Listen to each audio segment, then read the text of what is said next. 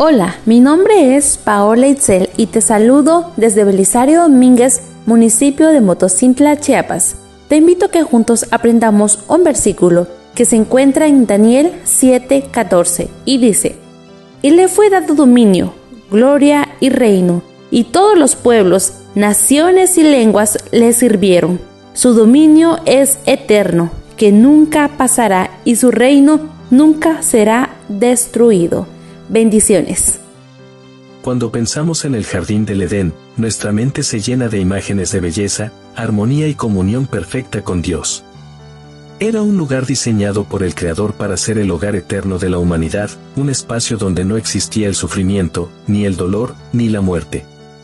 Todo en el Edén hablaba de amor, de paz y de propósito. El ser humano fue hecho para vivir en ese entorno, para reflejar la imagen de Dios en todo lo que hacía y experimentaba.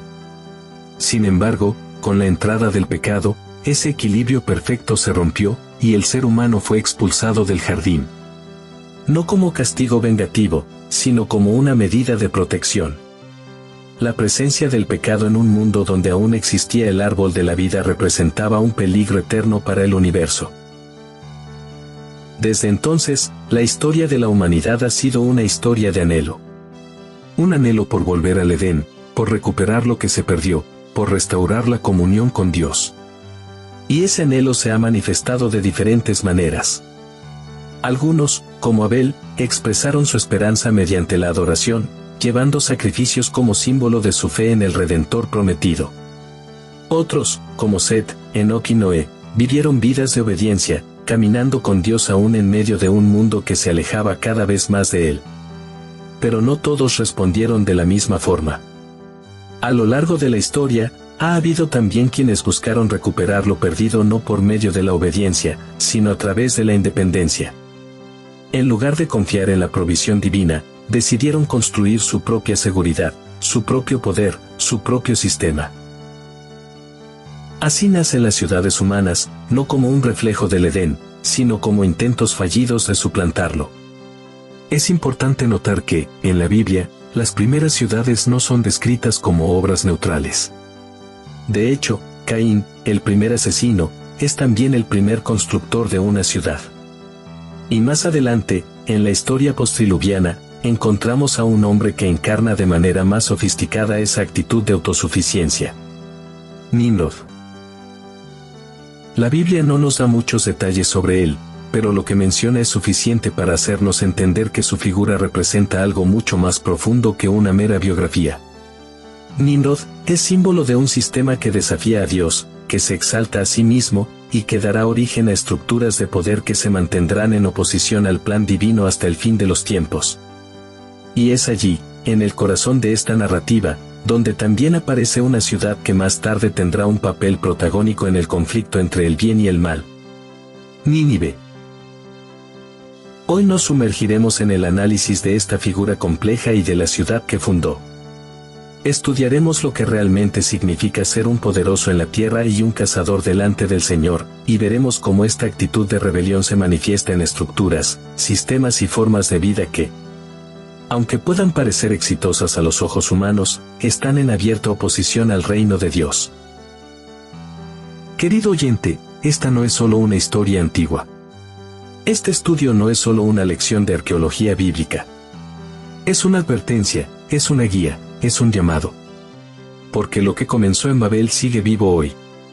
Porque lo que fue edificado por Nimrod tiene sus ecos en nuestras sociedades modernas. Y porque, en última instancia, todos tendremos que elegir entre construir torres para nosotros mismos o levantar altares para el Señor. Bienvenidos, mi nombre es Augusto Palacios y esto es Estudiando la Lección.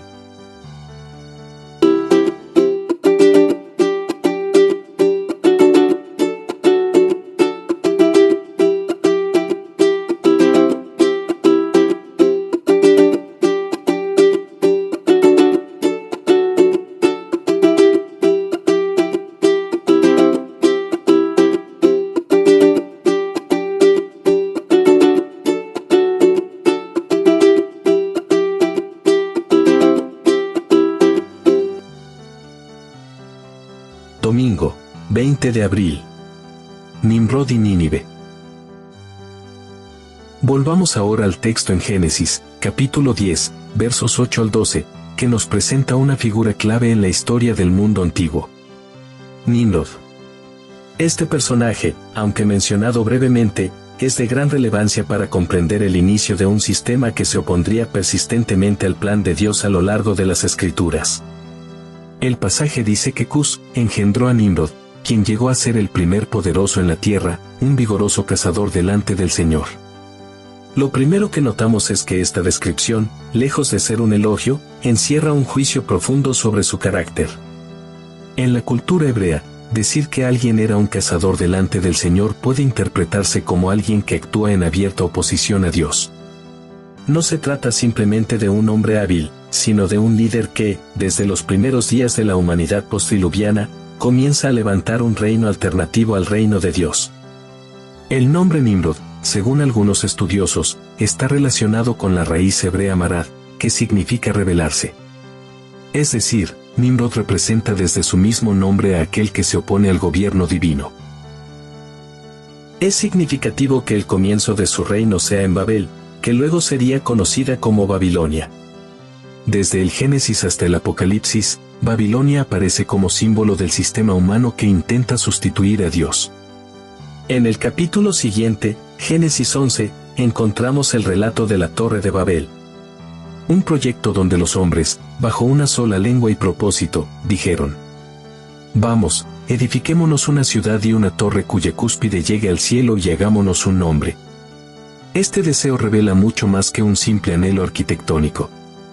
Lo que está en juego aquí es la intención de alcanzar el cielo, es decir, la inmortalidad y la seguridad, por medios humanos, sin necesidad de Dios. Este es el corazón del problema. No buscan glorificar el nombre de Dios, sino establecer su propio nombre, su propio sistema, su propia identidad.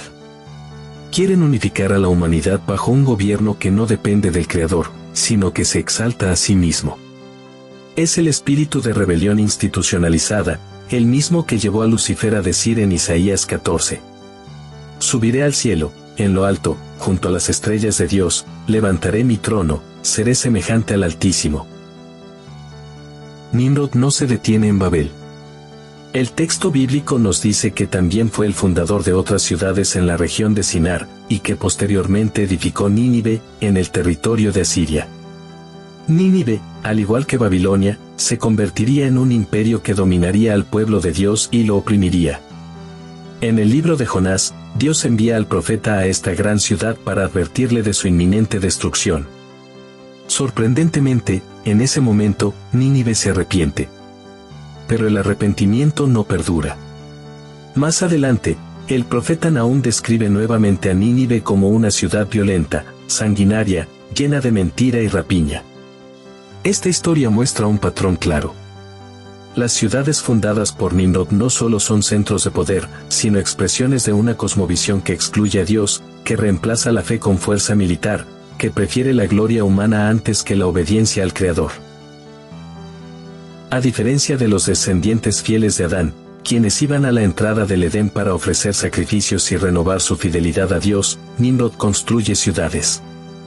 Mientras los fieles esperaban la redención divina y vivían con esperanza en la promesa de un Redentor, Nimrod establece estructuras humanas de seguridad, fortaleza y dominio. No busca el altar, busca la torre. No espera a Dios, se autoafirma. Esto nos lleva a una reflexión profunda y actual. ¿Dónde estamos construyendo nuestra confianza? ¿Dónde buscamos seguridad hoy? ¿En nuestros logros personales, en instituciones humanas, en sistemas políticos o económicos? ¿O seguimos siendo peregrinos y extranjeros, como Abraham, esperando una ciudad cuyo arquitecto y constructor es Dios? El conflicto que se presenta en estos primeros capítulos del Génesis no ha terminado. La Biblia nos muestra que, a lo largo de la historia, este enfrentamiento entre el reino de Dios y los reinos humanos continúa. En Apocalipsis 17 y 18, Babilonia reaparece como un sistema religioso, político y económico que se opone al pueblo de Dios. No es una ciudad literal, sino un símbolo profético de todo sistema que mezcla verdad con error, que persigue a los fieles y que busca usurpar la autoridad divina. Esta Babilonia espiritual bebe de la herencia de Nimrod. Es una descendencia ideológica, no genética, que ha evolucionado a lo largo del tiempo pero que mantiene su esencia. La exaltación del ser humano sobre la voluntad de Dios. El mensaje profético de Apocalipsis es claro. Babilonia caerá. La gran ciudad que ha dominado a las naciones será destruida en una hora, y el cielo se llenará de alabanza por su caída. Y entonces, una voz se oirá. Salid de ella, pueblo mío, para que no seáis partícipes de sus pecados ni recibáis sus plagas. Este llamado nos recuerda que Dios todavía tiene un pueblo dentro de los sistemas babilónicos. Personas sinceras que están siendo llamadas a salir, a separarse, a volver al altar y dejar la torre. A confiar en las promesas de Dios más que en las estructuras del mundo. A vivir como ciudadanos del cielo y no como constructores de imperios terrenales. Nimrod quiso establecer una civilización sin Dios. Pero Dios está levantando un pueblo que viva para Él, que edifique sobre la roca, que espere la restauración del Edén, esa que fue quitada de la tierra pero que será devuelta en la tierra nueva, más gloriosamente embellecida que al principio. El jardín del Edén, según lo revela el espíritu de profecía, fue retirado de la tierra con el diluvio, pero será restaurado al final de los tiempos. Ese es nuestro verdadero destino.